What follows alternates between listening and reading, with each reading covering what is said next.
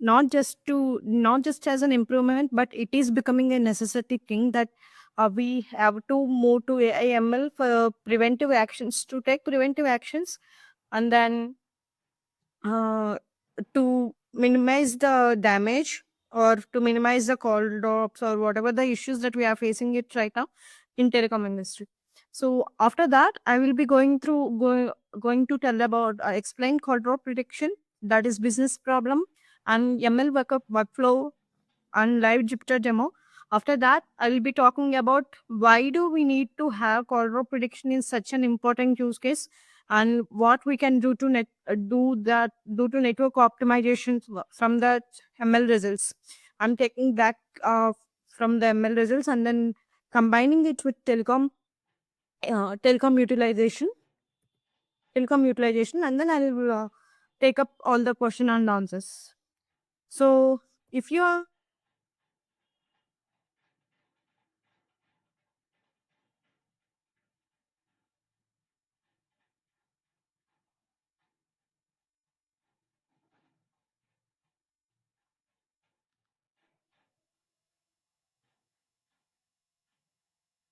We lost the farce.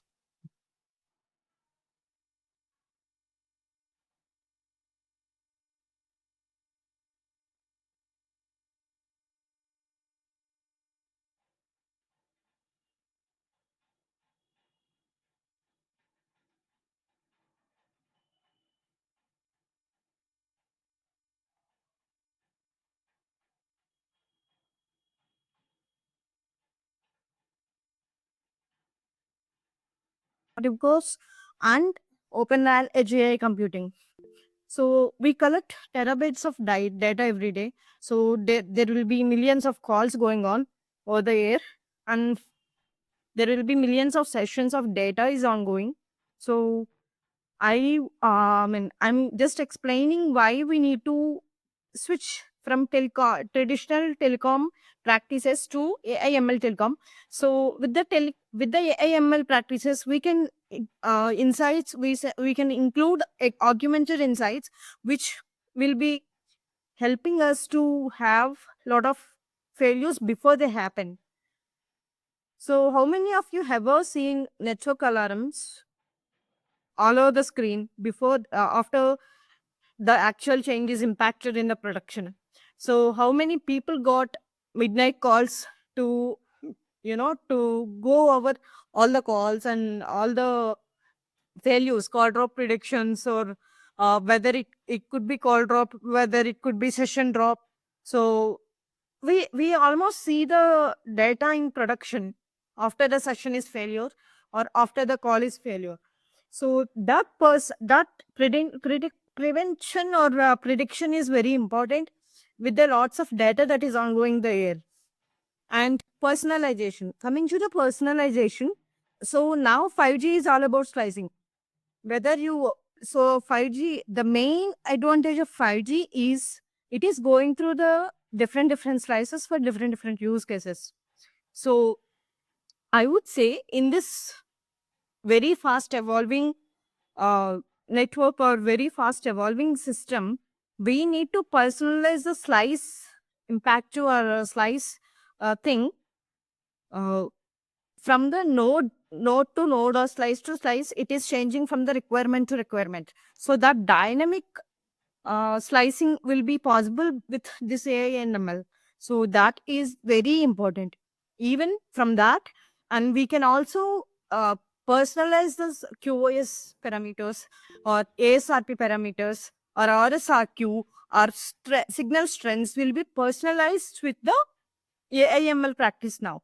From the traditional telecom practices, we can't really personalize QoS for the each session, or we can't each slice. If you consider AI and ML, so you can traditionally, or you can programize them, and you can predict the failure, and then do the network optimizations. That Excuse is me, Anibis. Your screen is not changing. sorry. Your screen is not changing. Now it is. Yeah, I'm just explaining the same, still the same slide. So I'm explaining all these parts, and then Yeah.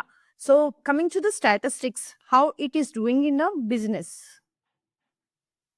So how it is doing in the business as in, so for the customer support, currently all the customer support ongoing in the telecom industry is from AI and ML, augment chat GPTs and robots, chatbots. Chatbots are all over the place. And customer engagement, about 45% of the customer engagement is happening on the basis of AI and ML. And telecom companies, around 52% of the telecom companies are relying upon the AI and ML. And telecom vendors, telecom operators, data speeds, all in every aspect of telecom is relating to AI and ML. And if you are very interested in work, or if you're very interested in managing all these operations at higher level, or at the lower level, each level is very much important to go through AI or ML insights now. This is the right time. And AI or ML applications in business. So in telecom business, how AI ML applications will be more useful. So I'm going through a lot of papers these days. So in that papers and all, so I'm only seeing AI ML applications everywhere. It's not like AI ML it will be coming. It's already here. It's already taken place. So the revenue assurance. So a lot of our telecom businesses depends on how much we are able to retaining the customers. So it is very much needed to not from network optimization and slicing and to churn prediction and customer handling. So revenue assurance is the main part of AI/ML application in the business. As I said, network optimization, customer experience, churn prediction, and fraud detection. So all these are very much important for the network of for AI/ML to be driven. And these are all these not just these are all major part of AI/ML applications in business. You take 5G, you take IoT, you take edge AI computing. We are having around 75 to 80 percentage of applications from AI/ML in this traditional business.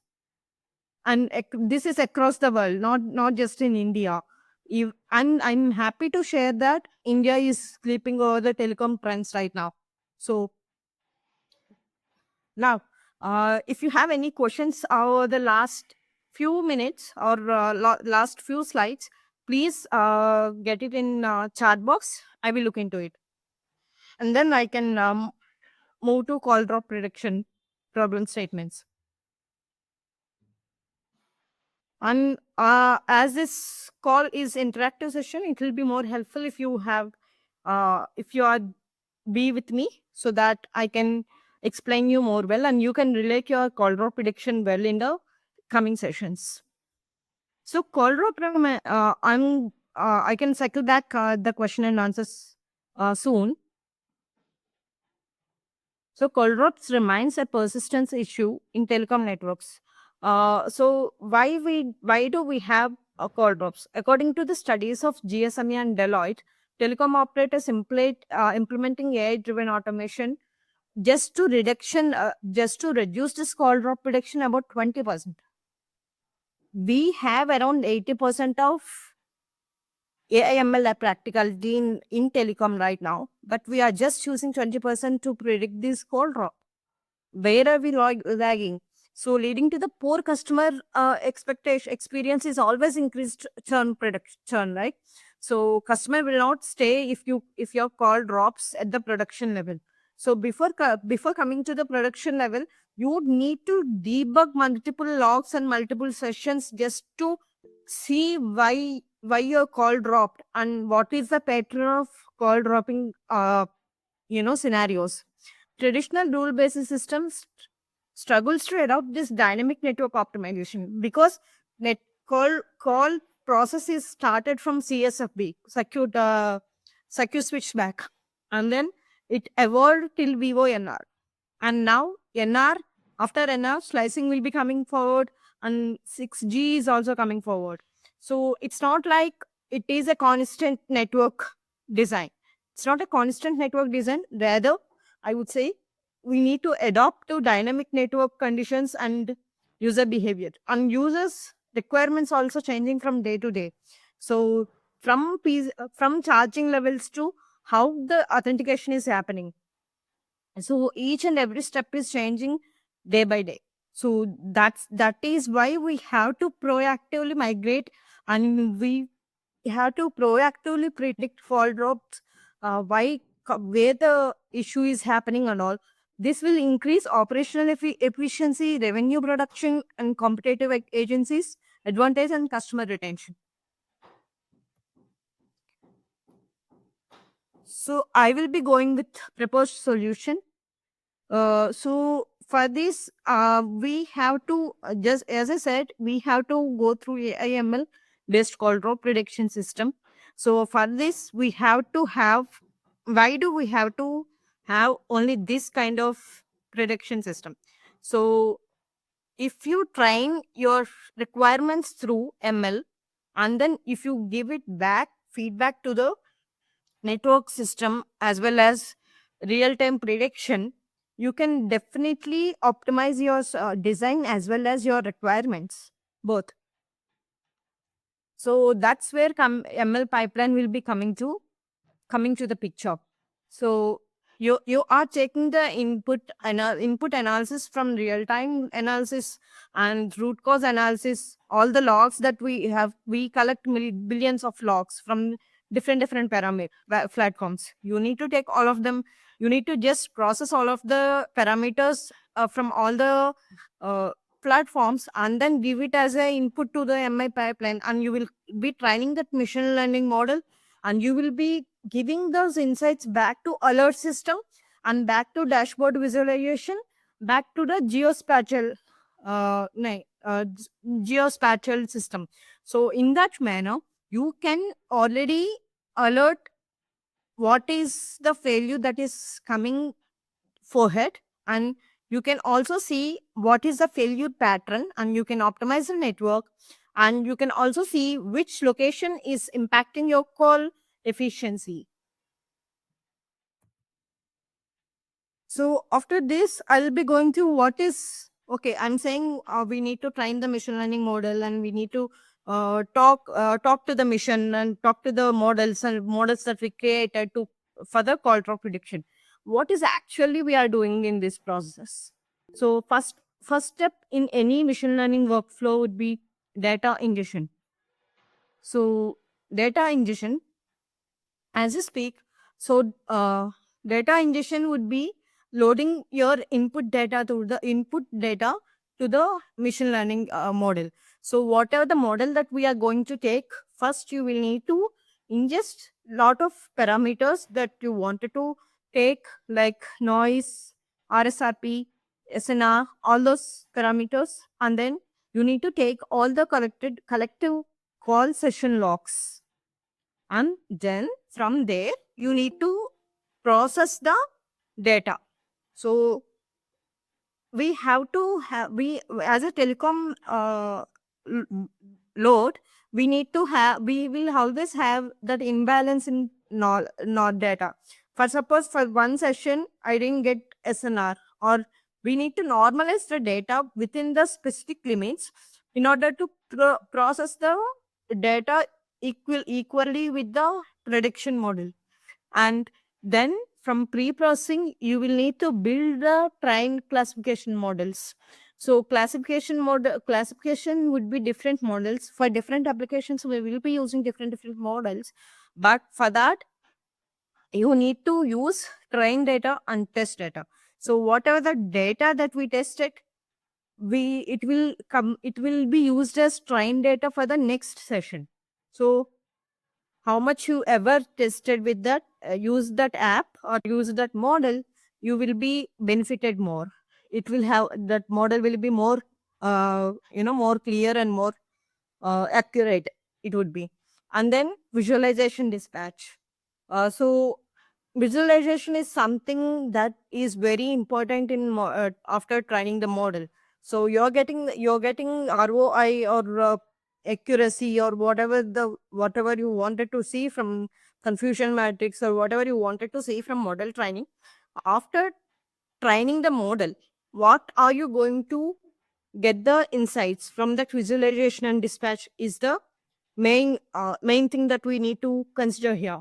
In that visualization, from that visualization, first thing you can patronize the model, or you can patronize the results, and you can and yeah and you can dispatch the and this you can dispatch the results as a feedback loop to the network optimization again. So these four are very important high level steps that we need to use in any machine learning workflow, not just for the call drop prediction. So how we are going to use that call drop prediction in data science workflow? Let us see now. So data science workflow, for each of them, each of the different parameters, different steps that we are going to have. So we are going to use, these are the libraries that are available, or these are the options you have. From these you can take any of the things that you can take, and then I'll go through each of them differently. So definitely for data ingestion, so loading data would be always through Python. With, as we have lots of data in the form of CSVs, we are going to use pandas and Kafka as well. Kafka is also very beautiful resource to do the data ingestion to the model. After data ingestion, you will be going to pre-processing. So for that pre-processing, you will be going to use a lot of Python again, and after Python, you will be coming to feature engineering. That is, uh, those are different libraries are there for feature engineering. So which model you need to pick, or which feature you wanted to utilize, or which model you wanted to try, is based on that feature engineering. So these are the few feature engineering libraries that you can use, and then we will be training the model. From in the training the model, you need to use scikit-learn. Scikit-learn is definitely very useful library to learn. And XGBoost, again, we will be using different, as I said, we will be using different models. We will be using random forest, and we will be using uh, classification model, or decision tree model, or XG. Sir, sorry, XGBoost. sorry to interrupt you. Yeah. You just I have one basic things here. This is Rahul here.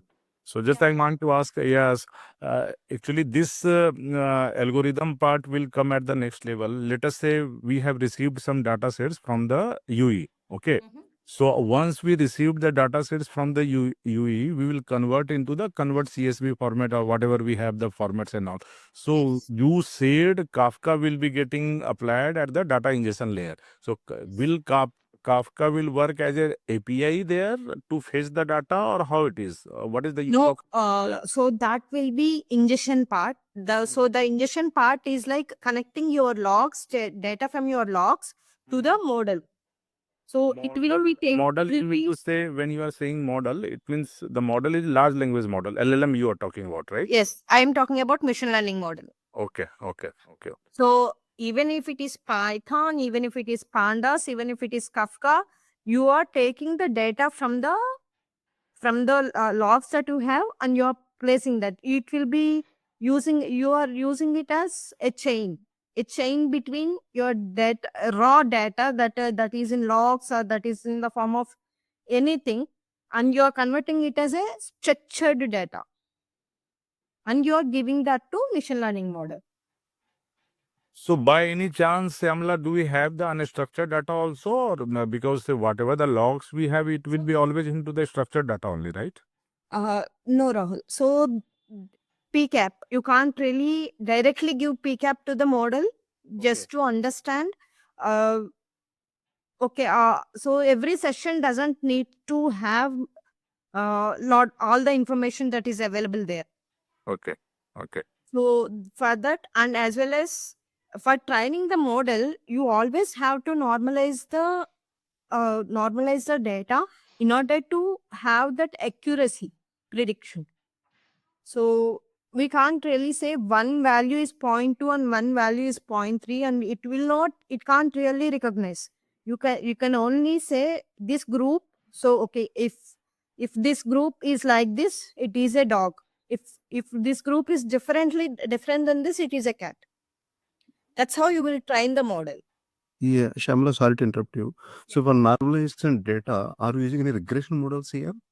So after normalization, we will be using regression models. Okay.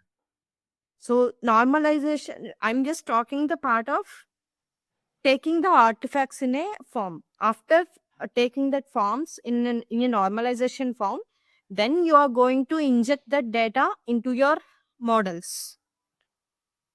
That would be regression model, that would be a decision tree model, that would be XGBoost, or that would be random forest. Those are all the machine learning models. So after this, so I'm just getting it back to the model training. And in this model training, we will be using scikit-learn, XGBoost, Optina. I just mentioned only few libraries, but there are hundreds of libraries that are available, hundreds of models that are available. So I'm just taking the most used ones in telecom. And also from the model training, after it train test data and train data, it will be giving us 4 factors. Either it is F1 score, or it is precision, or it is recall, or it is ROC. I will be explaining later when I show you the live demo why do we need to do what are these parameters and how can this help. And I'm just moving forward because we can explain this in live demo part. So after coming to the after getting those results from the machine learning model, then we are giving them back to the deployment. So deployment is something that where these all can be accessorized. So you're having data ingestion, you're having data collection, you're having training data, you're having test data, and then you're having your model, and then you're having your LLM. So all these will be equipped at either Docker or Flask or Streamlit. Streamlit is an excellent tool for visualizing the results, and Flask API.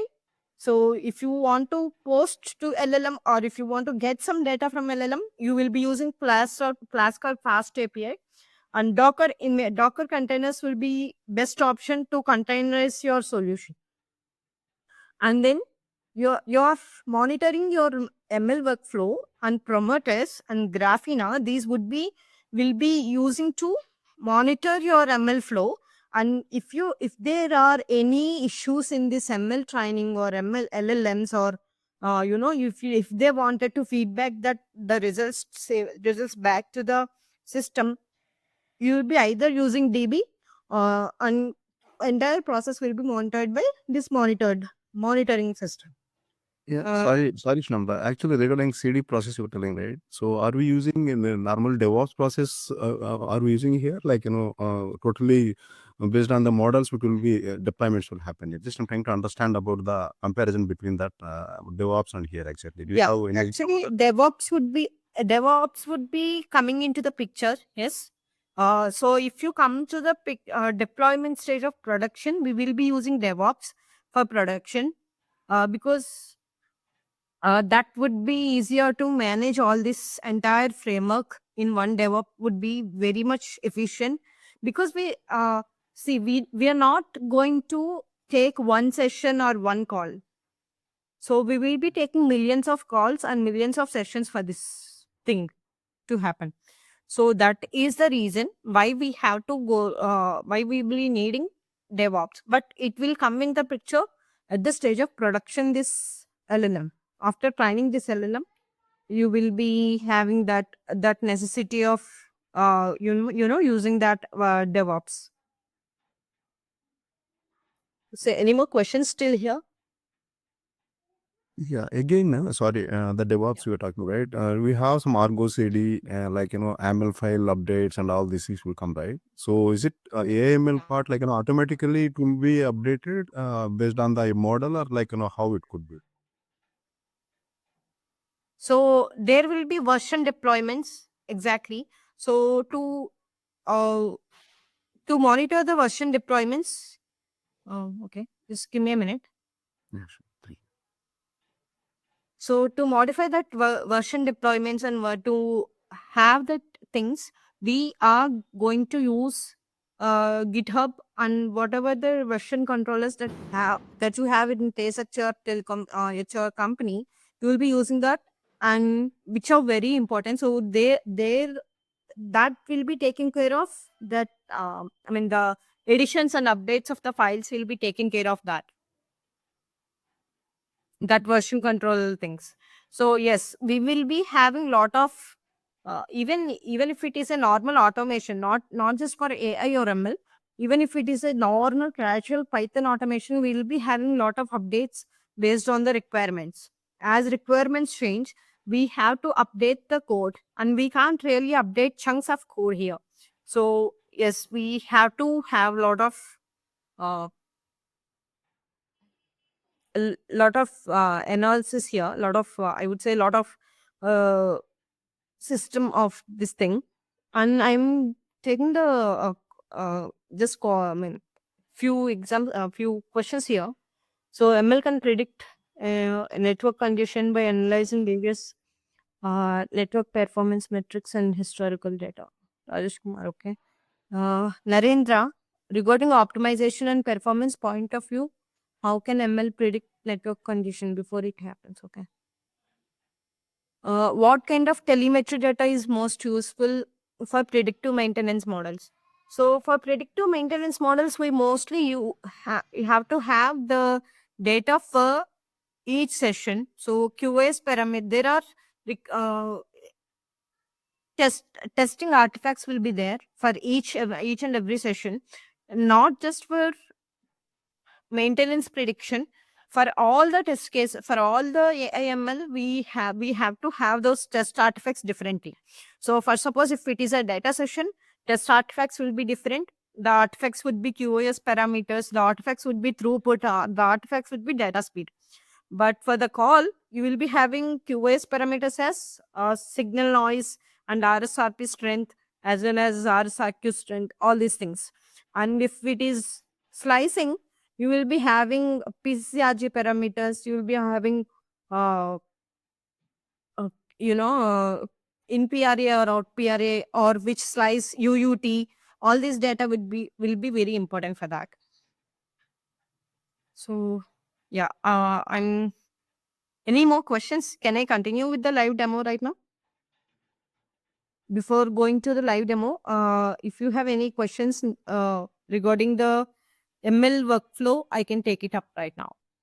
Just one thing, like you have said all the test artifacts. So let us say if any test cycles which we are running through, so how we can utilize it, like you have said on the slicing part. So any test cases if we have into the domain and which we are following through for testing it, so how we can use it ML flow to do it in the automations part.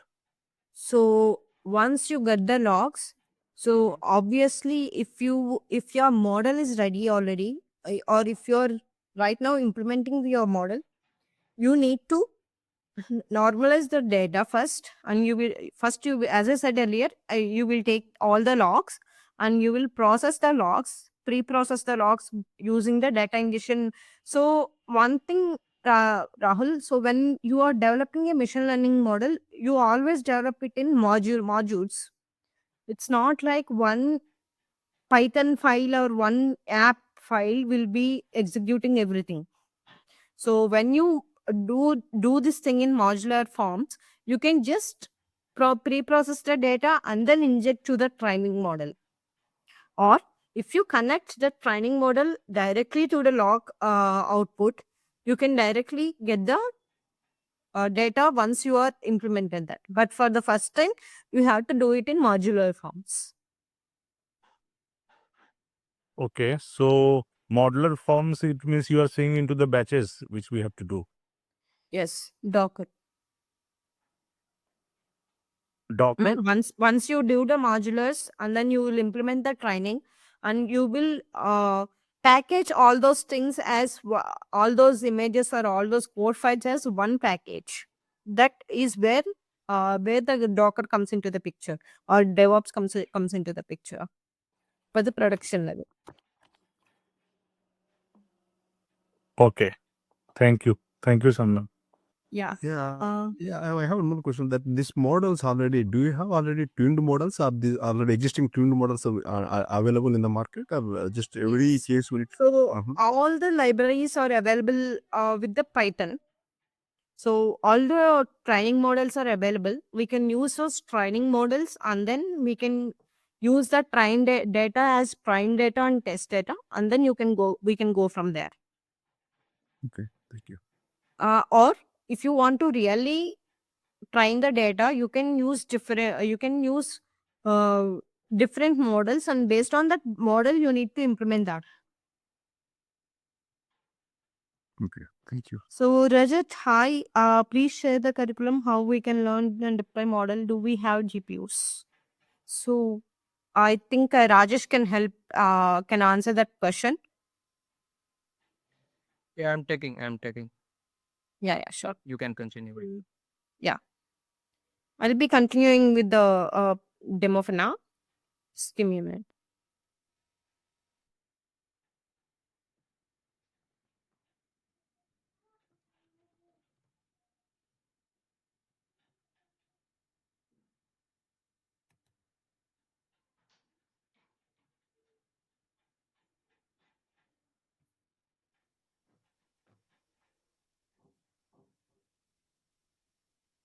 So let me just get back. I've already programmed this thing for today. So I will be walking you through the steps that we just talked now, and then I will be running the script so that you will see what is what.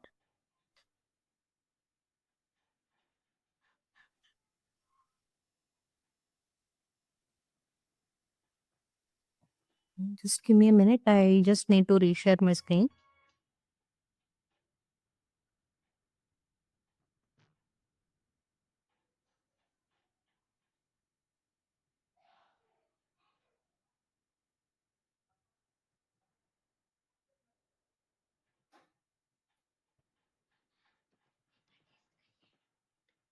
वो आया और then कपड़ा बदल लेते को फिर mummy को बोले जगह So let us see. So I will be using decision tree ML, whether the call is dropped or not. This is what it is. It will be predicted. This is a basic demo that I'm going to show you. After that, maybe we can take it in the real curriculum. We can maybe take it in the detail sessions. So here I am just importing whatever the libraries that I need to have. So for each ML model training or for each ML thing, you need to have different virtual environments. Then only it will work. If not, it will be having lot of library dependencies. So a lot of versions are coming rapidly. So the work on AI ML is really huge right now. So you need to use particular version of AIML or Python library for every use case. So I would recommend, even if you are trying for yourself, just create a virtual environment for each test case separately, or each project separately. Then only it will work. And I'm here just getting all the data as in all the libraries. As I said, pandas will be used as data framing, and sklearn model selection and train test split. Those are all the inbuilt libraries that I'm using. So these are all the libraries that will be used. We can directly call the decision tree model, or we can directly call the train data, test data split. So we are only giving the few chunk of data, and it will only decide what is the test data and how much the trained data. We are just saying 30% will be trained data and 70% will be used as test data. So, but we are not going to give it as what is what. So that's where this library comes into the picture. As I said, I'm just using decision tree here. So decision tree is already there in the Python. So I'm just pulling it from using sklearn.tree. And sklearn is a beautiful library that you can play with. So it has huge number of ML models. It has huge number of data currently. So you can happily use that.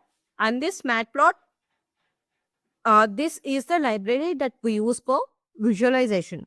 Mostly for the purpose of visualization, we will be using that. But trust me when I say this, matplotlib or pyplot, it will be the most useful library of all your analytics. It's not just AIML, but any analysis or any call drop. It's not just for call drop, or it's not just for telecom. If you want, even you can utilize it for your personal purpose. That's how personal finances or personal analysis. That's how it is. It is very much easy to use and very much easy to integrate with the other applications. So you will be seeing in the coming few minutes how these libraries are utilized in every step of our model training purpose. So currently I'm just loading the data set. So I have taken a small data set from Kaggle that is a part of this call drop data CSV. So this has just 9 sessions of call drop scenarios that has SINR, RSRP and RSRQ data. So I've just taken it from Kaggle, and because Kaggle has a lot of real-time practical data, you will be always using that. But in the real time, when you are developing this model or when you are developing the same thing in your scenario or in your telecom scenario, I would suggest at least take 1,000 sessions.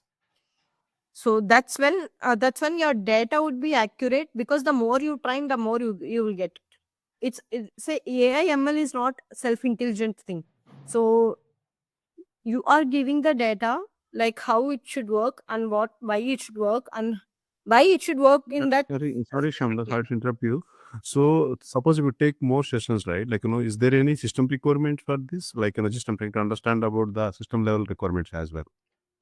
So from the system requirements, no, nothing will be changed.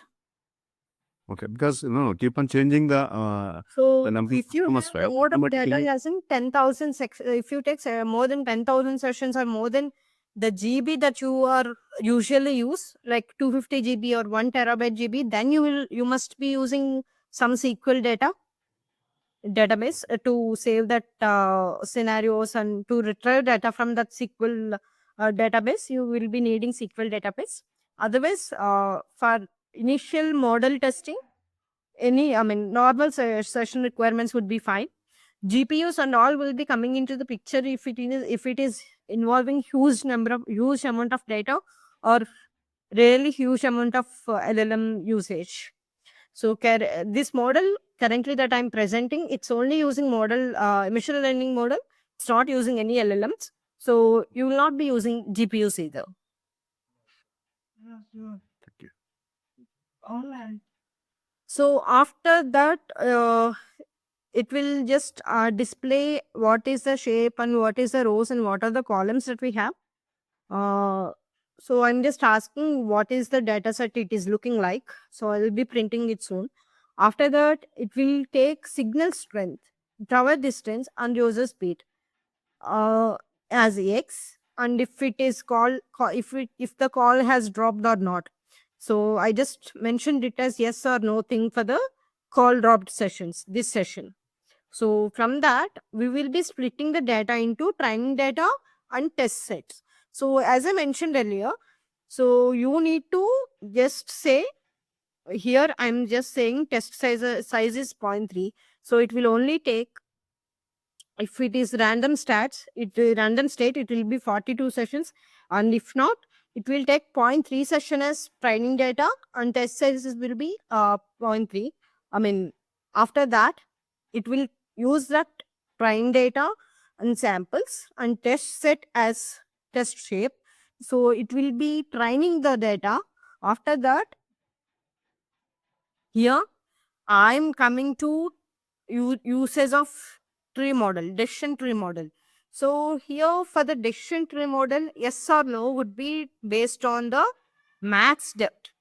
So it should be explained in a proper way, as in we need to have entire tree model to be specified or explained. For this demo session, I'm just explaining it on the way as your max depth will be, if your max depth will be less, your accuracy will be more. If you go on working on the max depth, if you have lot of data, like lot of random data that you have, so it's which is not structured, so then you will be having max depth is 3 or 2 or 1.5 or 0.5, how much ever you can fix this actually. So how much accuracy you want, based on that you can decide on max depth. So after that, I'm directly calling the decision tree classifier as it is available on the session, and then I'm just defining max here, whatever the depth I have, I'm just defining it here in a variable format or in a call format, and then here random status 42 as I mentioned previously. So it will, first we need to apply this on the training data, then we need to move it on to test data based on those results. So currently I'm just using X train and Y train as training data only I'm using. I'm not using any test data at this level. After that, it will say model training is completed based on the data that we have given. So it will be completing the model. Yeah, sorry, No, sorry, right. Simla. So if you're not using test data, like, how do you compare, like, accuracy part kind of? So later, after training data, here we will be using test data. Okay. So this is the first step for any model. If you take any model or if you take any case, first you need to train that model. So in order to give you the accuracy or result on the test data. So you are trialing the data, and then you will be predicting using X test. So here you will be using test data.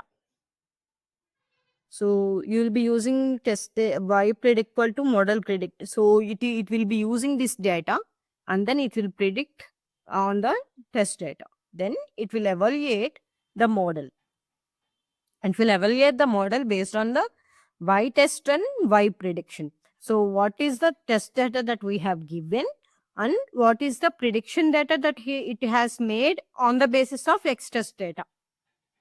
So if you think we are going it one by one, exactly like how you go in your mathematics theorem.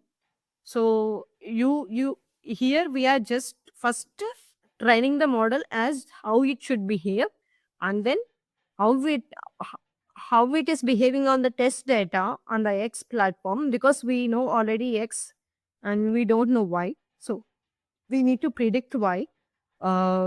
So just understand this as a algebra variables, nothing else, because you can't really define directly work onto the system. So you are converting your data or your actual data into the numbers, and then based on those numbers you are working on the model, machine learning model.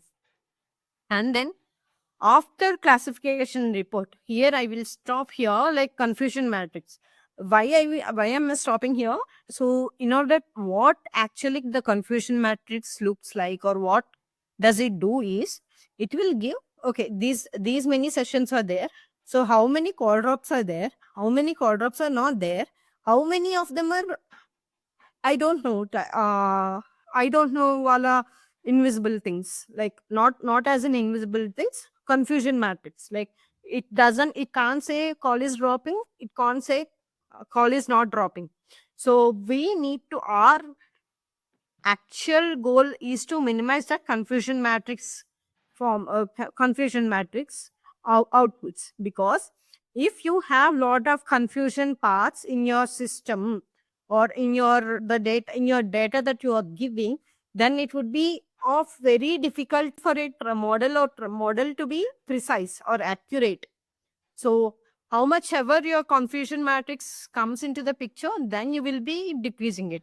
So these are all the plot for the plot purpose. First, I'm taking all the data, and I'm just declaring whatever how it should be, how it should look like. That is your choice. So you can do this, or you can change it according to your perspective or your interest. So when I'm doing this, I wanted to talk about three important things here before going to the output part. One is precision, recall, and F1 score. So for every model, so we have three parameters that we have to see. So precision tells us how models' positive predictions were correct. Why is it correct? So okay, we are getting 2 sessions are correct and 3 sessions are bad. So why we need to take that? So that will be decided by your precision parameter. So you no need to define anything here. It will be coming with the model output itself. And recall always tells us while the model caught actual draft calls or not. So if you check the recall output, you need to see it as 0, because actually how much data it should work, it will be working, or how much data it will be utilizing to display the actual scenarios will be coming to us by the form of the call. F1 score. So F1 score always balances between precision and recall. So precision is how positive your predictions are, recall is how bad your predictions are. So F1 score will be always a balance between both of them. So behind the scenes, what happens is a good F1 score means model is very much balanced between prediction and recall. So it's always as I said earlier, it's always a balance. So you should always have a balance between good prediction as well as the bad prediction or the sessions it drop. Why it should drop the sessions? So that's where the part of data normalization will come into the picture. So when I say after data ingestion, we need to normalize data and we need to pre-processing the data. That's what I mean. So for suppose if I have 1,000 sessions, so what ML actually does is it will create a pattern type between those sessions, right? So some of the sessions will be eliminated, or some of the sessions will be adding the noise, and I will be adding some noise to the data and then normalizing it in order to make the pattern understanding. So my ML model or any ML model will not understand all the data. So it will only understand patterns of the speech or patterns of the data, patterns of waveform basically. So in order to get those patterns accurate, you need to normalize the data. And then if recall is low, that is the if you say recall is low, or if you say recall is more, you're dropping lot of calls. That is also not good, because that calls may be missing the vital part of your call drop prediction data that is normalized. So it should be always balanced. So now from this part, I'm going to... Kamran, sorry to interrupt you. The patterns you are talking about, right? Is it any neural network also will be involving here, or just I'm trying to correlate the things? Can you come again? Sorry. No, you said the patterns, right? Patterns means generally neural network and ML will be combined, and so No. we Pattern as in data patterns. It's not going to neural networks. See, neural networks is a big picture of ML. If you can see, it's not neural networks. I'm not even talking about neural networks here, because it is an intersection of AI and ML part, but it is so every machine learning model will be a training model. Okay, but every machine learning model will not be a neural network model. It is much more than neural network. It is neural networks is much more than machine learning models, because the ambiguity is very much more in neural networks, Correct. and it will use lot of GPU even for the model purpose. Then with the LLMs, it will use lot of lot of GPUs. So currently, I'm just trying to. So yeah, here I just loaded the data till here, and then it is going to the signal strength part right now. So I'm just defining what is X and what is Y here. So 70% of training data and 30% of test data will be defined here now. So I'll be showing the output in a second. So here this would be setting out the training session or the starting session, and it will be now training the model.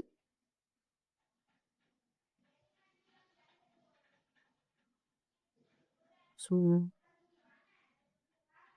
it will ready with the classification model, and then will print a confusion matrix. So if I come here, this is how output looks like. So it will be loading the data set first. So data set actually have 8 columns and 8 rows and 4 columns. I haven't printed anything here, and it will split the data into training data and test data. So I just printed how much training data is there and how much test set is there. So I said 30% of the data should be tested and 70% has in training. I used it for training data. So 5 samples will be used as training set and 3 samples will be used as test set. And training the decision tree model, I have just mentioned as max step 3, as I said earlier. Training the model has completed, and it gave me report based on the test data. And it shows precision as 1, recall as 1, and F1 score is also 1. So my model is very much balanced between the between these things. So average would be 1, weighted average and macro average. So accuracy will always measured in weighted average as well as macro average for this model trainings. And these MLs are always based on weighted average. So if your weighted average is less, then you are not going to use that model. Why am I telling this all these models as in? So as of now, I just told I will be using decision tree. In general, if you want to predict or if you want to really train the machine learning model, you should know what model is very much accurate. For this, we need to do this for 2-3 models. Based on 2-3 models, just now I mentioned as XGBoost, I mentioned random forest, all these things are also there. So which model is to use, you need to decide on these metrics. That's why I'm emphasizing more on these F1 score and recall and precision. So if weighted average is more, then you can't really take that. Weighted average is less, then you can't really take that training model. You need to rely on F1 score as well as weighted average both. And comes the brighter picture of confusion matrix. As I said, this is all the calls that are failed. This is all the calls that is passed. And this is the matrix that doesn't have any information to say about whether it is passed or failed. So I always say we should be having, if it is the balanced between these 2 quarters, you can say that model is very good and you can utilize it for production level data. If this model is not balanced, for suppose if I have 3 here, or for suppose I have 4 here, then it is not a balanced model. Then you can't you can choose another model for your training purpose. So first always check with the small amount of data whether the model is giving you or not, and then insert all the imbalance in that data, and then go with the flow. If everything is good, then you can just check with 1,000 sessions of production data for the training purpose and for the model purpose. Then you can actually do into the feedback system, and then you can utilize those results into visualization form, and from that visualization form you can explain and take DB support, and then it will be going back to the system as ML model or LLM tool. So yes, for the first time implication or for the first time application, it is very huge thing to do. And once it is developed, then you can see lot of applications or lot of things. I would say one example here. So before Uber or Ola coming into the picture, we used to have those personalized taxis with yellow board. That is what the traditional telecom industry looks like. Now with the AI and ML, it is Uber and Ola. First, you will need to book the cab, and it might take the time. But once you enrolled into the system, once you logged in, once you registered, it will be very much useful and very much safe for your daily transport or daily things. The same way, once you apply this AIML into your requirements, it will be very much useful. Now, with these results, let's see how does it actually impact back into the feedback system, like feedback system as into the business, actual business that we will be talking on. So yeah, just give me a minute. I just need to change the screen.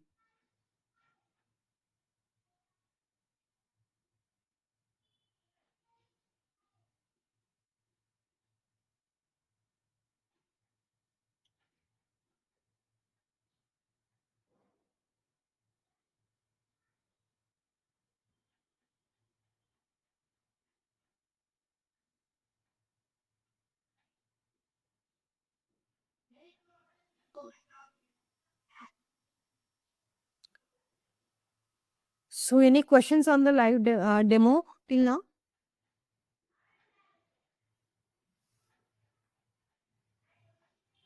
Yeah, sorry to interrupt you. So the monitoring part, right? Grafana and Prometheus. So like call drops or something like that. So are we able to showcase here, like in the part of our AML programming? There other also are you able to do it here? Or? Yes, Grafana I can, I mean, we can bring it as a lab or the test UI, I mean, monitoring UI, but it is not at the full level. It will not be at the full level. Yeah, why? Because yeah. Why? Because we need to know, right? Like call drops, how many call drops? Because on the system shop Yeah. to be. So in the demo part, we will be using around at max only 1,000 sessions. So 1,000 sessions, Grafana is not needed, and we will be using lot of ML models, and yeah, based on that we can we can look into that. Okay. As it Whatever provided data, right? So would it be sufficient for that? Retrieving the Grafana Prometheus information. Yeah. Okay. Yes. So So I mean to say CPU, memory, I'm talking about, so that also required, right? I'm talking about overall GPU, right? GPU is basically GPU utilization you are talking about. Yes, it is enough. So Thank you. just any more questions?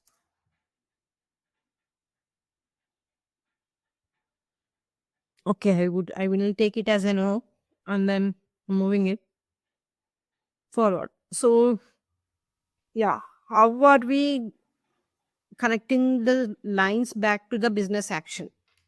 So that's what something that we have to think about, because why do we see at the end of the day, what are the things that we need in more, what are the things that we have in the model or training or automation No matter what it is, at the end of the day, business is all that matters. So, sorry, I'm just taking a sip of water. Just give me a minute.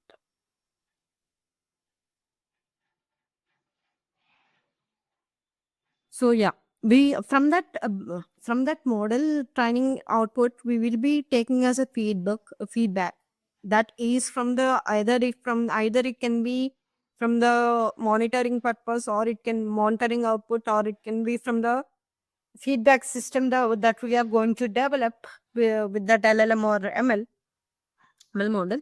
So that would be stored in some database as in Cosmos DB, MongoDB, or SQL DB. Then from those insights, first we will be using those insights as maintenance priority. First thing is how we can maintain what already existed resources without any change, without any physical change or OPEX change. Like we should be first considering cost cut from that.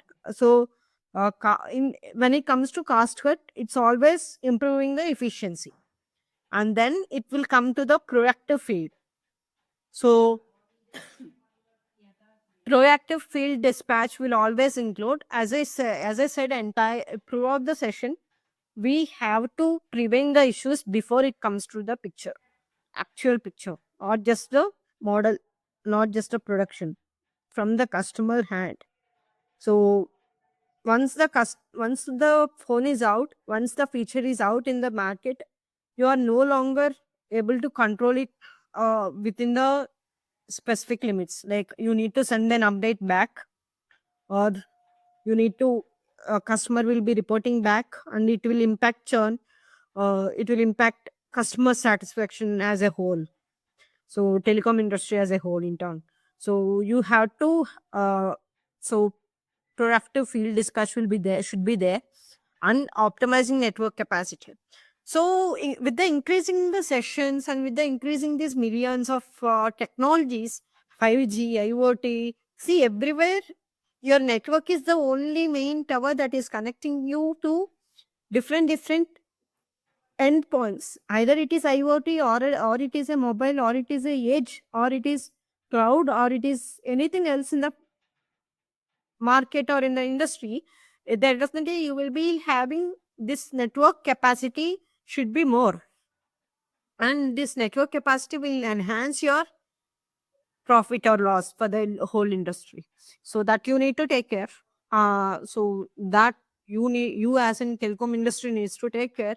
For that, it is very much important to be having uh, to have the predictions out in front before it comes to the actual issues.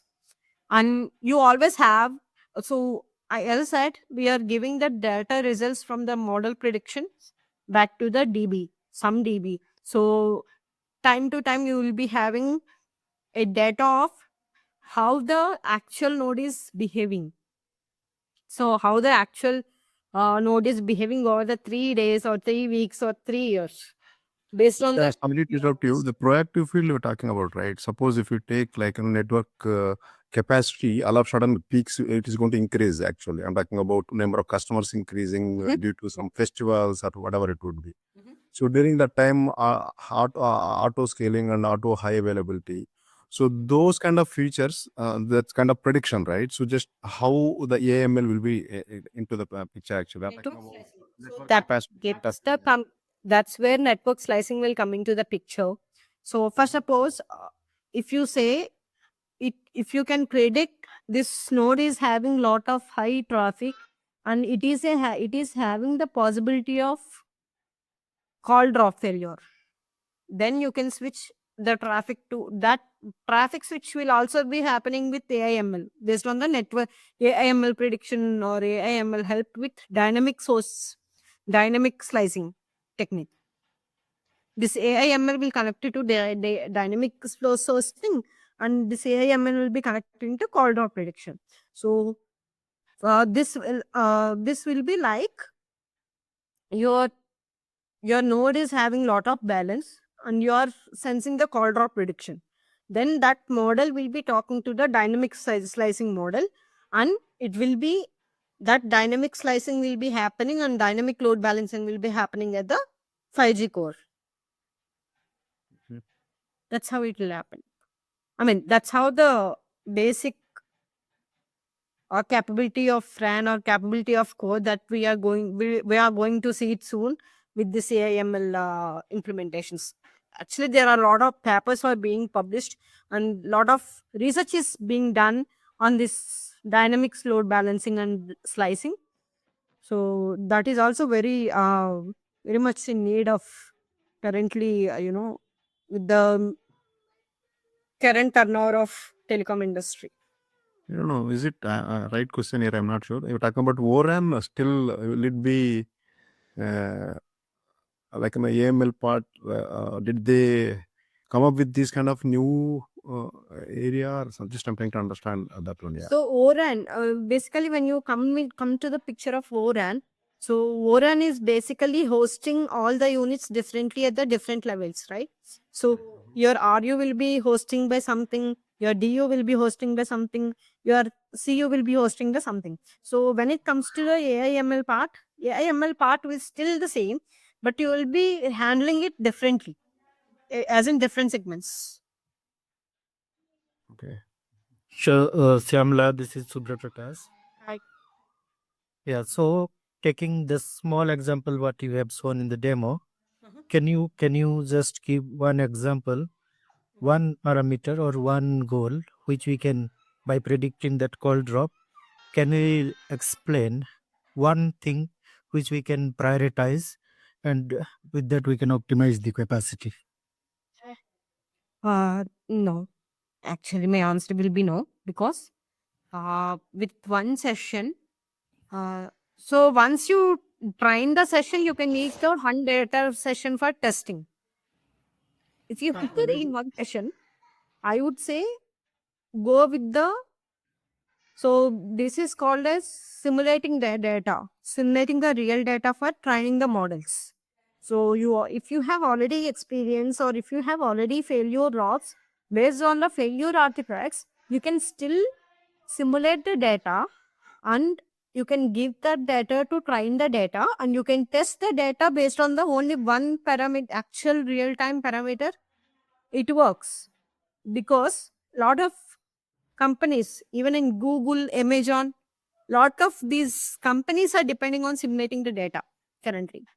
So that's how you should work at that level of only one session. I'm not saying one session.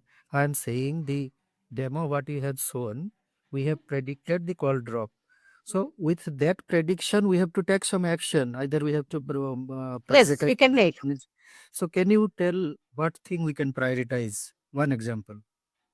So, okay, with that data, so for example, here recall is 1. So recall is, F1 score is 1. So F1 score is good.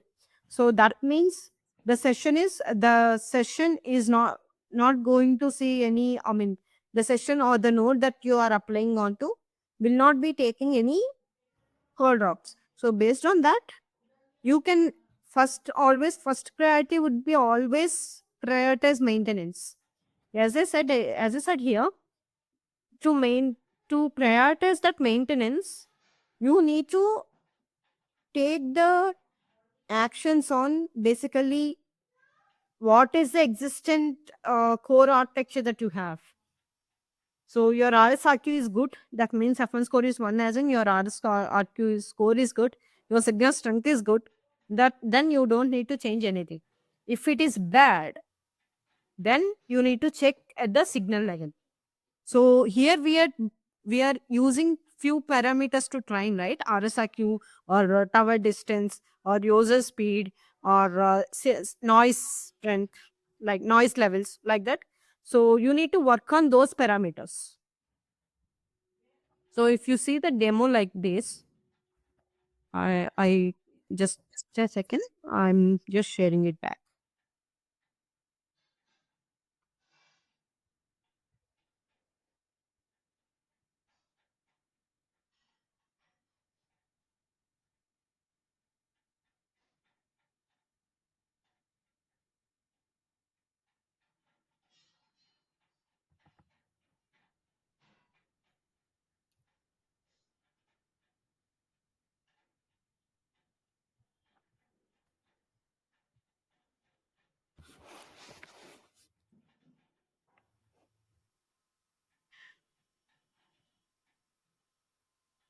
So yeah, these are the parameters, right? We are using.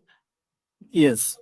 You will be having some parameters in your call session you have used. Yes. Those parameters you should be prioritizing the first. Okay. So in the, Using most tested artifacts or most effective artifacts that affects the sessions. so in this prediction, can we say that how many calls are dropped because of more distance from tower? You can't say exactly with the same session with that parameter, but here are the things that is displaying 2 calls are dropped. Two calls have dropped. It may be because it has Those 3 parameters. more, or the speed is more, or it is far away from the tower. So what is the exact reason can we predict? So you need to connect that exact reason prediction. So if you want exact reason prediction, then you need to connect this ML to LLM. Okay. Then it can predict. Oh, Yeah, that means like you were talking about fast data, like you can historical data. It means that historical data and like yeah, both of them compare it and accordingly you are providing the data, correct? Yes. Exactly. So LLM can predict the data. If you connect that LLM into agentic AI can take the action. That's where, so that is the chain of the entire model that you wanted to build. So you are starting at ML model and you will be connecting that to LLM to know the exact reason.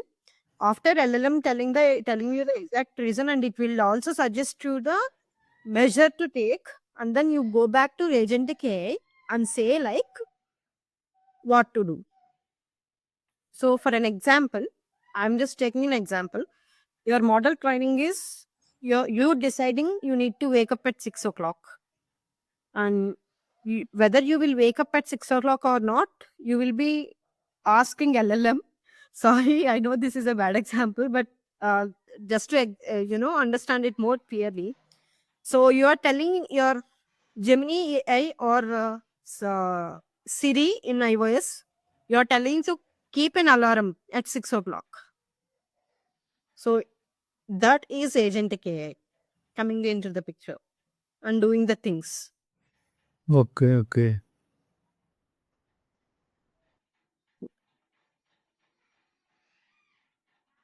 Any more questions? So that's all for the demo part. So we can go back to the Q&A session now.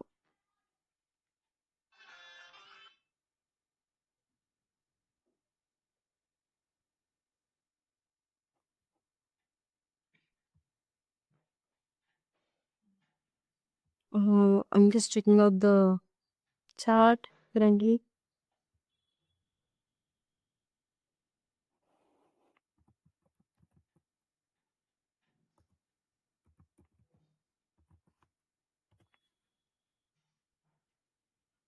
Any more questions? I think all the questions in the chart are answered.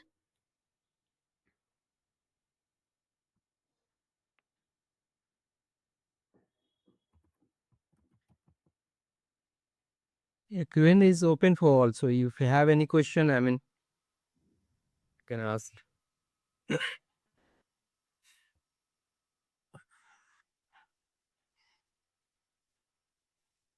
I have a question, but that is not very much related to this call drop.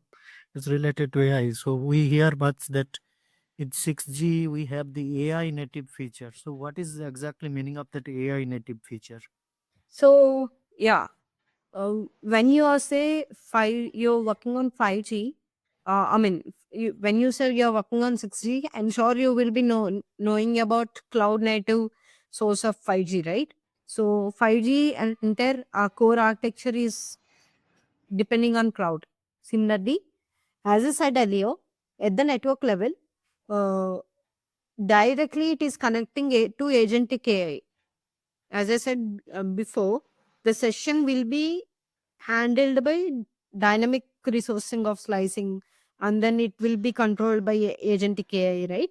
So that part will be there in 6G. So it can actually do the network optimization at the architecture level. That is AI native 6G. Okay. Okay. Thank you. Yeah, IoT the part, right? Slicing, especially generally, are we using how many slices will be based on a requirement again come to the slicing part and especially in IoT?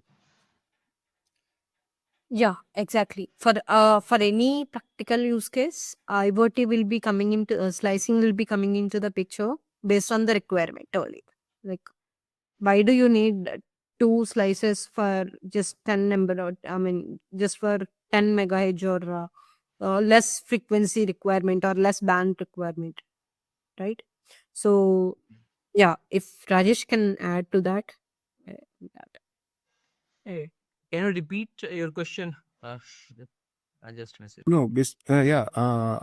Basically, slices we have SST and SD values will be right, and so how do you take the SST SD values for especially in IoT specific requirement? How do you requirement part? How will you take it? Okay. So again, the number of services you need, right? First thing accordingly. So right now we have, as per the release date, we have a 5 SST has been defined by the 3GPP, right? So now within this, the SST, right? Let's say that you have the multiple uh, services you are using for the same, even the SST. Okay. So just to differentiate that, you can give the SD or you can configure the SD part. Okay. Otherwise, this SD is the optional. But yeah, if you have to differentiate, you are using the multiple services, the same, then you can give the differentiation so that this can be differentiated that okay, at this point, a specific service like EMBB you are using, or is the URLC using, or EMTC using, or other is using. Yeah. Again, coming to the EMB URLC, they're having different slice IDs, right? And just SST1 to up to 1 to 128. Yeah. So how define logically? This just I'm trying to understand. My question is that actually. Okay. So you will be defining at provisioning level. Okay. Provisioning the service level.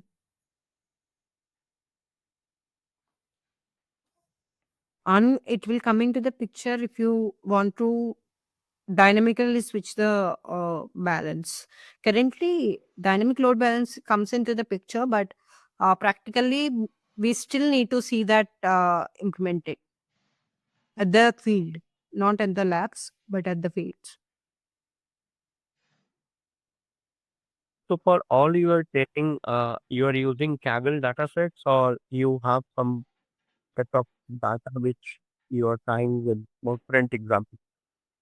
So currently we are working on Kaggle datasets. On Kaggle datasets, I'm sure they've been taking from real-time scenarios only, not just for telecom, for all the learning purpose or training purpose. Kaggle datasets are very much reliable. So we are going with the Kaggle datasets. it has from all the industries, right? Telecom, then the other sector, health sector, they have from the fintech sector as well. So, if you want to be basically the practice and use the data set, Kaggle is the best platform where, regular basis they are updating. Are we also covering some use cases of beam management and TXRX prediction layer 1 level, or we will take Yeah. some?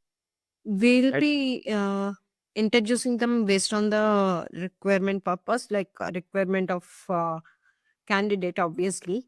But if you know one or two active use cases, you can definitely try on your own. And come with the doubts, we are always ready to help you out. Sure.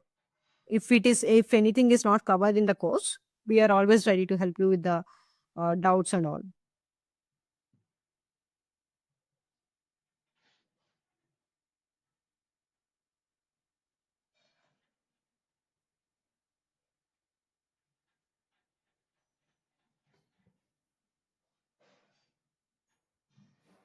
Okay. Any more?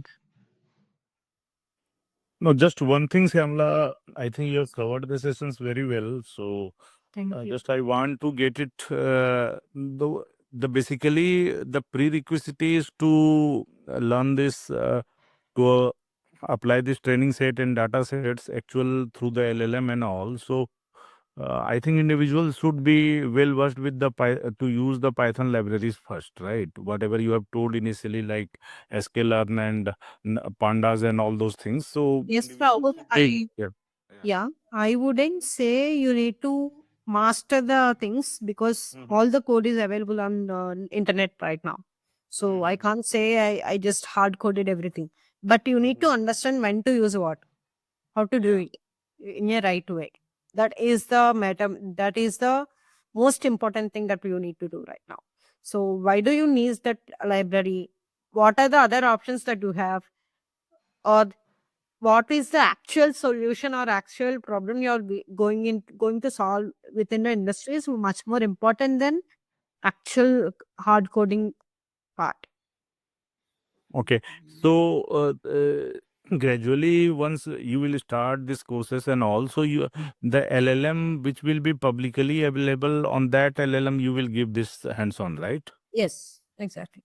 Okay. Because LLM will be different LLMs. So now the organizations are taking a leap and they are creating their own LLM for each organization. Correct. Correct. So LLM would be different, but the way you utilize that LLM and the way you connect to the LLM is the same. Okay. Yeah, that means already they are creating the fine-tuned models, and from there they're taking further, right? LLMs, Shamla, and I'm talking about respected organizations. Yes, exactly. They're already creating these LLMs and they are already so see machine learning models are same everywhere. They are not creating that. But using that machine learning models or using that feedback system, they are improving the security based on the organization and they are creating it as a own LLM. Because at security level, they can't really put all these logs into the one common public LLM, right? One common chat GPT, they can't really use it. Uh, So, so, Sy- so they are enhancing their security level. so Syamla, if I understand correctly, Mhm. in the course you will teach how to use the existing LLM. You will not teach how to build a LLM from scratch. Am I right? So we will be telling all the things. So if you know how to use the existed LLM, then ML and LLM, then only you will be able to create the LLM. Okay. So first, this is the first process uh, to get hands on into the AIML. Okay. If you know this only, then you can directly learn that. That will Okay. But that is the part of the course, or it is not? that Rajesh can answer. Oh, okay. Rajesh, can you take up that question? Yeah, can you repeat, Subra? Just So my question is that as Syamla explained that at first level we have to understand and we have to know how to use the existing LLM. right. Once we are clear with that, and then next level we can create our own LLM. So my question is it the part of that course creating our own LLM? Is it the part of the course? Okay. So currently, no. Currently, no. But yes, based on the requirement, right, we can add up further. Okay, okay. So there will be always a phase 2 for the training course if needed, because everything you know to clear everything it is not possible. Currently, I'm giving overall. I mean, we are giving overall summary for the most of the use cases that are on the market right now, or market as in much needed requirement. Once it is okay or once it is done, then we can take always into the phase 2 of taking LLM, building LLM and all. Because if you start building LLM, that itself would be very much deeper. If you don't know these basics, you can't really, get onto the hands of LLM and make your hands ready. That's my take on it.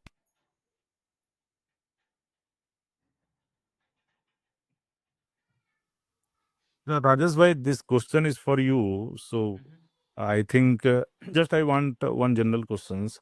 Like the all the devices logs are into from the chipset modules are into the like Qualcomm, MediaTek, and Unisox. All these logs are into the different formats and all, right? So so once these logs will, how these logs will be getting integrated through the RAN partners, RAN OEM, I am telling, like Ericsson, Nokia, and Tejas, whatever we have. So, because see, these chipset vendors are not opening the interface to integrate directly with the RAN vendors, right? Right. So, is there any also feasible options where as a system integrator, where we can develop something like that module and all, where we can integrate those datas into we can face those data and we can directly because right now all the manual efforts are happening for the log analysis and all, right? So people are taking the UE logs and then people are comparing with the RAN logs and then giving the RCAs and all of whatever we have. So on that, you are getting my point, right? What I'm trying to say. So on that part, where we are right now, are you thinking anything which can be done on that area? See, can be done. I mean, it's yeah. I mean, there is a scope, right? So even initially, airtime, and I had tried this one. Okay, so right. I mean, work probably in the 10%, right? So it was, but yeah, due to the lack of data, the challenging part was the lack of data, right? Lack of data when you are saying the data from the device UE side. I mean, whether it's a UE or network, both side I am talking. Yeah, so I had a limited set of data. Based on that, I've tried, right? But again, I mean, this was a very limited setup. Hardly we can say that 60 to 70, right? That I had. And based on that, yeah, if I have, based on the training, I was saying that, I mean, the accuracy was basically it's not stable because the training itself, you need I mean, the use set of data so that it can predict, right? So yeah, based on the 50, 60, whatever I have tried, I mean, if the same issue I was asking that on the specific log, if there was a certain issue to pinpoint where, so they were able to predict, okay, they were able to predict the same exactly the manually which I had faced in the log. But yeah, again, that was the still in the initial part. The challenge was again the set of the data, and then yeah, obviously with the huge number of set of data, we need the infra. Right. Yeah, These are Rajesh, sorry to interrupt you. You were talking about historical data. Rajesh, you were talking about lack of historical data you're talking about. I'm talking about specific logs you're talking, correct? I'm talking about the log, a specific log. Yeah. That's what we are looking some historical data. That means we are talking, correct? Yes, yes, yes. Okay. Yeah.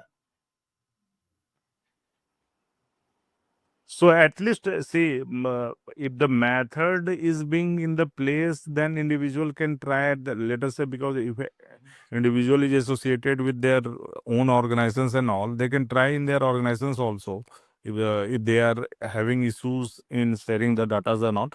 But yes, if we have the large volume of the data, then only we can play around. Like just I'm taking the example of handover optimizations and all.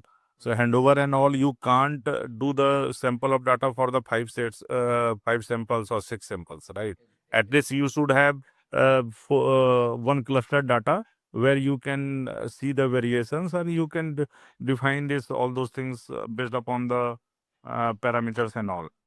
So Rahul and team, so actually how it happens is, so it will use so based on the real data that we have, we can always simulate the data.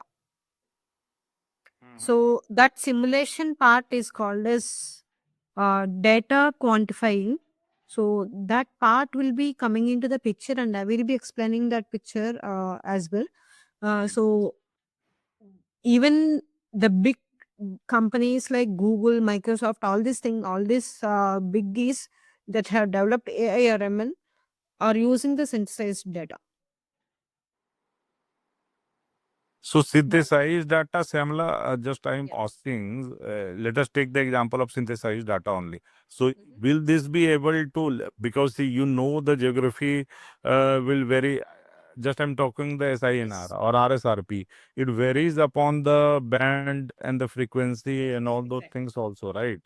So It might, it will work. It will still work, Rahul, because any ML model or any LLM works based on pattern learning. No, it will not learn from single session or single data. It will see how the pattern goes and then it will work. So it will work based on the pattern data, and that is why even if you are giving imbalanced data, the more imbalanced data you are giving, it will be more knowledgeable. It will get more knowledgeable and it will get trained more, and then you'll get precision more. okay. Yeah, Rajesh. Basically, we were talking about like RSRP, the band information and frequency. So, like, do we need to inject all this information, Shamla? Like I'm comparing the things in the model, or like just I'm trying to correlate those things, like on the failures, For right? example, in the demo, I just took only 3 parameters, right? 3 parameters, right? Yeah. So you can take either 3 parameters or you can take 5 parameters. It's based on your requirement. You need to decide how you want to train the data. You are the master of the development you are doing. So you No, can correct. As for roaming take customers, right? As for whatever. Rahul, roaming customers, just handovers kind of. We don't know, right? And the roaming, like which band would be. Sometimes we have 5G some bands and 4G some bands, like based upon that areas, should be right. In that handout scenario, you will be depending on QoS parameters, not on the band. Not only in the roaming case, Narendra, it will be into the where intercell uh, intercell handover is happening and all those things. I understand. Extend handovers are talking about that, right? Yeah, so intercell handover are there, and because it might be, because see, if you see the India's deployment, it's not like that everywhere is the 5G. Somewhere is the 4G also, right?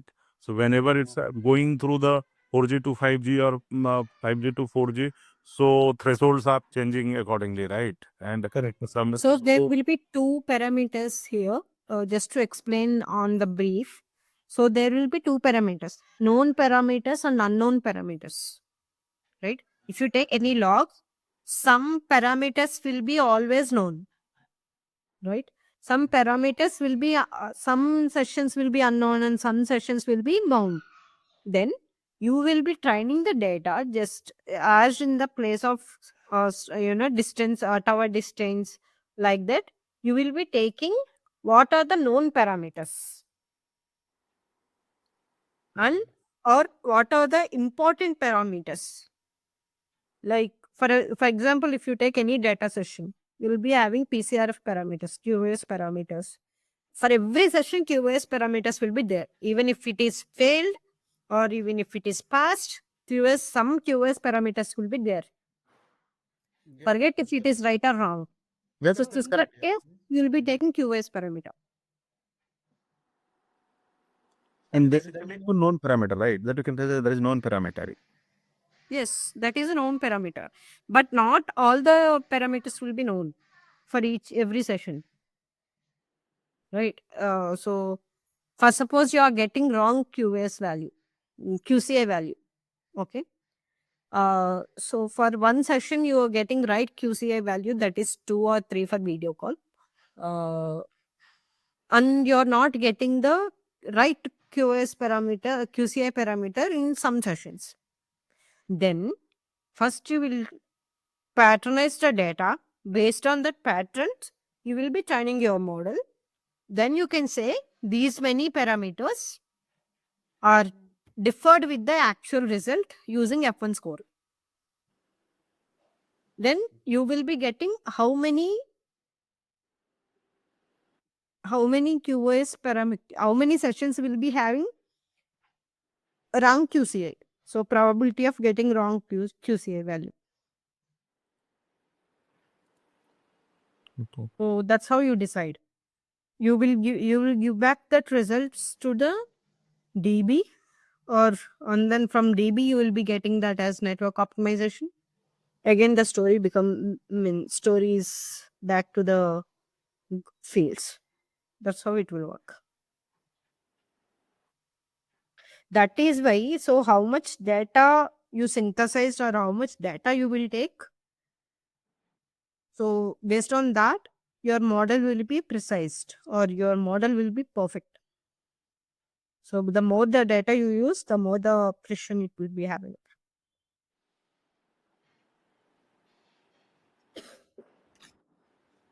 No, just I'm talking about one real time example. Let us say call setup failures are happening. Okay.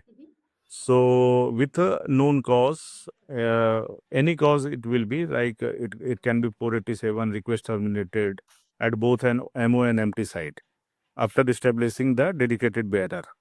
Mhm. After establishing the dedicated bearer, call setup failures are happening with known cause.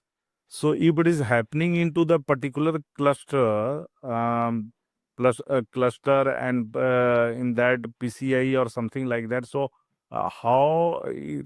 let us say this is one kind of the issues. So if in those clusters, if another failure is happening, then we need to define the different algorithm for that, or same algo we can develop. Same algorithm will be there, but you just need to change the parameters. That's all. You can just use the same parameter. I mean, same models, I would say. Sorry. Okay. So in this case, we have to define. Let us say MO is sending the invite, and then network is sending the produce session modification, and then UE is also sending the produce session modification complete.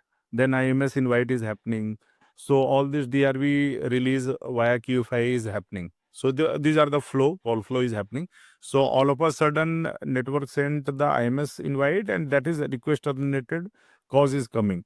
So how we can develop through the ML model, which can be predicted in the future, so that this kind of the issues can't happen. So first thing, you will collect all the logs of different issues on the IMS authentication. Okay, or you will be already having. So based on that, you will be preparing your data. After data preparation, you will be normalizing your data. Just to fit that whole test artifacts into one scale. Like one scale as in either it is 1 from 0.5 or 0 from 1. Based on the artifacts importance or based on the artifacts behavior, you will be normalizing the data.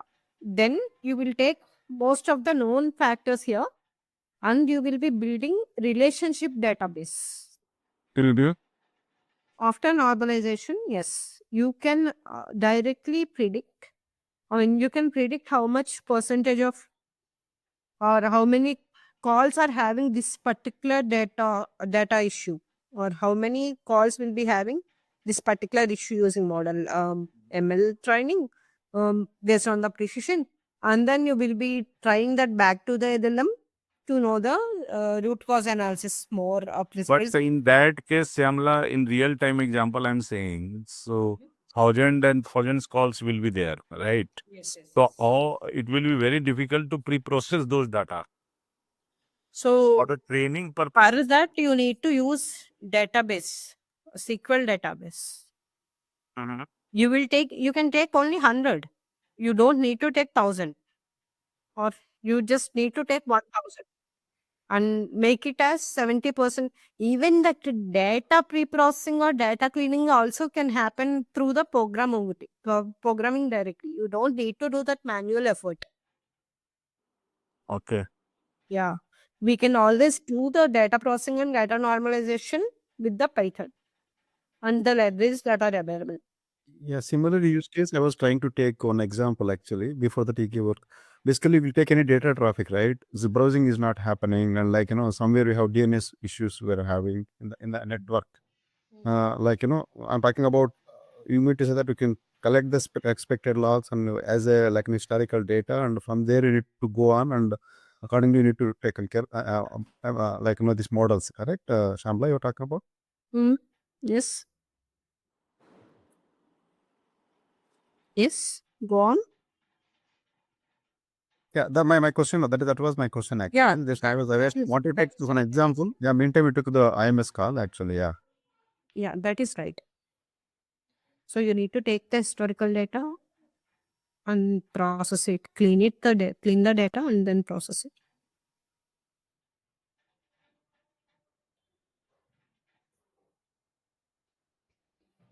Yeah, the question is now, suppose we know most of the people who are like domain related experience, and coming to the development background they doesn't have actually. So how to start with this? That's what my basic question. I don't know. I would say I just answered this question a few seconds back as first, there are a lot of things that can be for the program or, to learn or to utilize program. You can directly get the hands-on experience or by practicing 4 or 5 use cases, you will be getting that knowledge. That's not a big thing because lot of libraries that we are using in this journey are pre-built by the Python itself. So you just need to know how to use them. That's not something that only developers can do. After this step, you will be already getting that exposure to use cases. Then you can actually make your hands dirty to build your LLM on your own. Okay. And without practice, yes, we can't really get anything done. But with a small amount of practice, you can do that. It's not like development is not needed for this. Thanks, Shamla.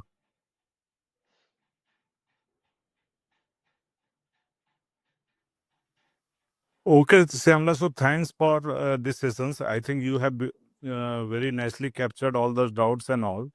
So definitely we will be looking forward how it will goes, and it will, because see, this is the demo sessions only, and I am very much sure that once this kind of the problems will be getting practiced at the individual level, then more doubts will be getting cleared, and then we can get more flavor on it.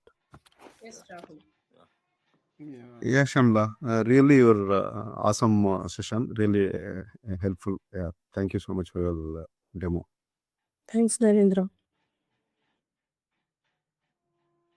Okay. So if there is no more session, we can round up this session.